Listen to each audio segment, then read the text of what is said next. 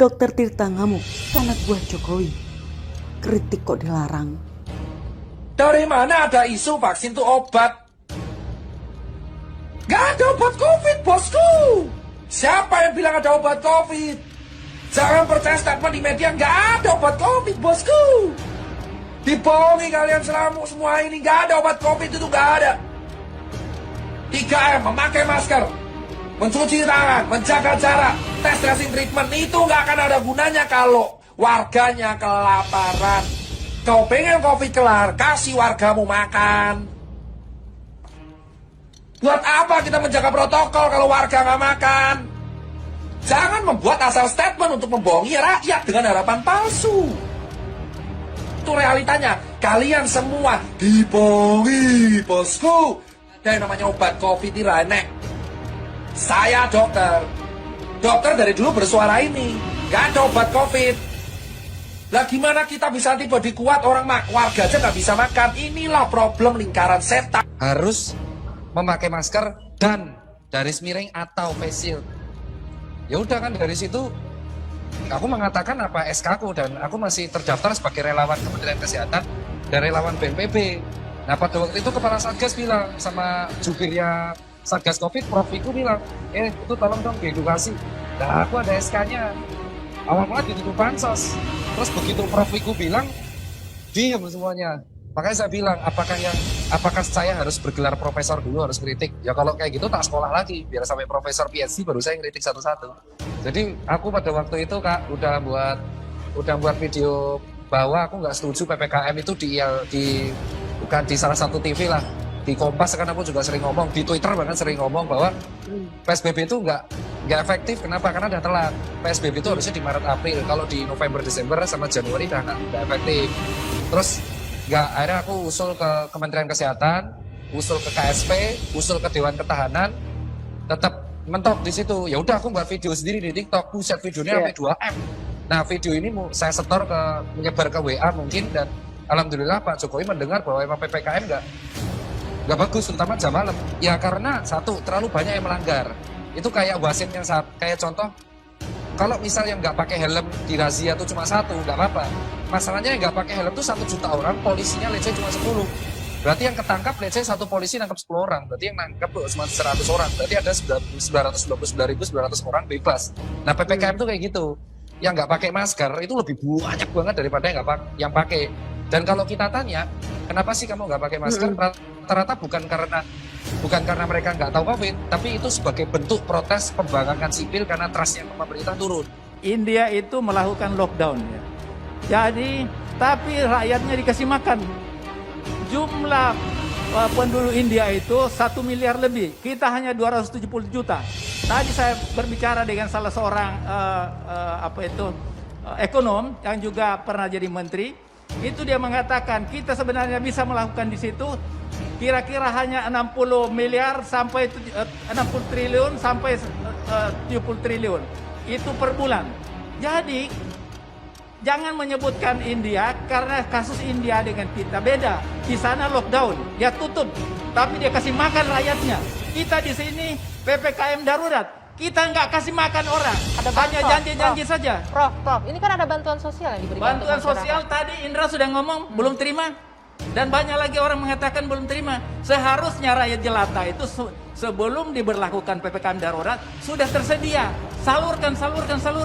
Itu baru bisa. Nah itu belum termasuk orang yang menganggur, belum termasuk orang yang tadinya bekerja kemudian diberhentikan dan sebagainya. Jadi masalahnya itu sangat rumit sekali. Maka karena itu saya sependapat dengan para ilmuwan mengatakan itu lakukan penguncian semuanya saja. Itu paling tidak 1 bulan 2 bulan sudah selesai semuanya. Daripada sekarang nggak jelas Pak. Anda juga sepakat rakyat. Kalau pilihannya pemerintah sekarang tuh cukup 2. Kalau mau PPKM ya warga yang penghasilannya harian itu diurusin.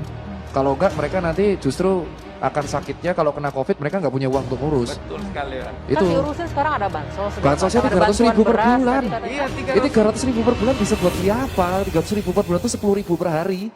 Itu buat beli nasi jok terus juga kalau anaknya 2 gimana? Jadi maksud kita adalah oke lah pemerintah bilang pada waktu itu, saya pada waktu itu kan bilang tanggal 3 Juli, saya support nih kalau sesuai narasi. Tapi kalau misalnya nggak sesuai narasi, setelah 2 minggu harus dievaluasi. Kan tadi Pak Firman bilang, bukan kita, wah ini saya kayak diadili gitu kan. Enggak, cuman maksudnya gini Pak, masyarakat itu tuh mau kok patuh, mau banget gitu. Cuman kenapa mereka denial? Karena mereka mikir, udah 2 minggu, 3 minggu nggak dikasih makan gitu loh.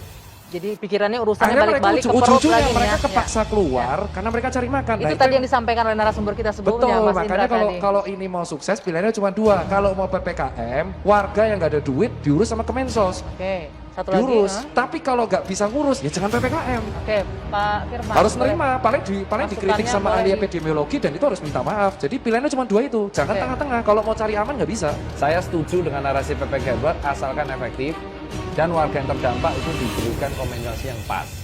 PPKM darurat bertujuan mengurangi mobilitas warga. Otomatis warga yang mendapatkan gaji bulanan dan tidak dipecat itu aman sebenarnya.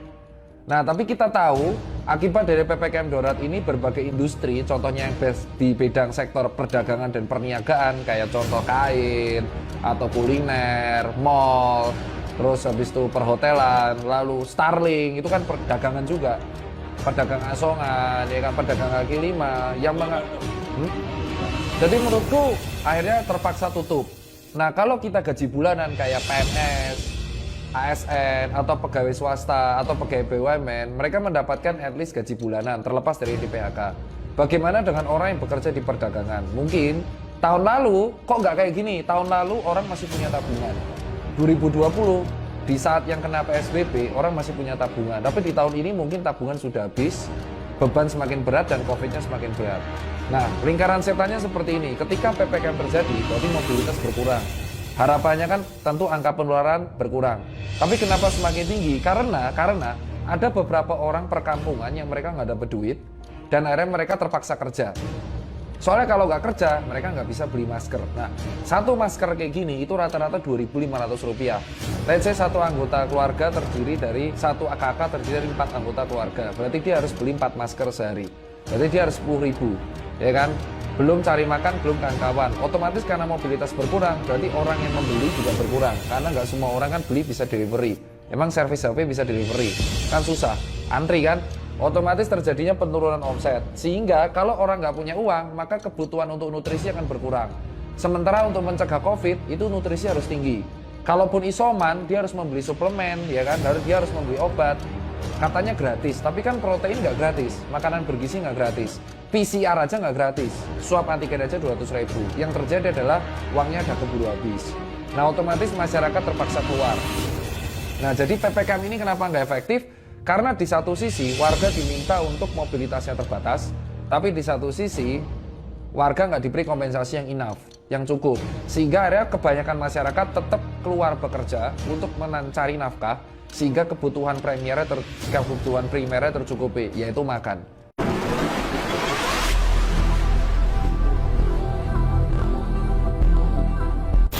Dokter Tirta ngamuk ke anak buah Jokowi.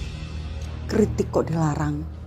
Dokter Tirta Mandira Hudi mengungkap pesan menohok yang diterimanya karena mengkritik PPKM darurat. Tirta, sapa akrabnya, membongkar isi pesan dari anak buah Presiden Jokowi untuk membuatnya bungkam. Dalam sebuah utas di Twitter, Tirta mengaku kecewa karena mendapat perlakuan seperti itu. Kritik kok dilarang? Pak Jokowi saja bilang boleh kritik, asal sopan dan ada solusi. Cuit Tirta dikutip JNB.co, Sabtu 17 Juli 2021. Menurutnya, pesan singkat tersebut berasal dari lingkaran Presiden Jokowi, yang mana dia mengaku kenal dekat. Selain itu, dia merasa terkejut usai diberi ultimatum untuk diam saat mengkritik PPKM darurat. Saya cuma bicara PPKM yang efektif kalau kebutuhan warga dipenuhi.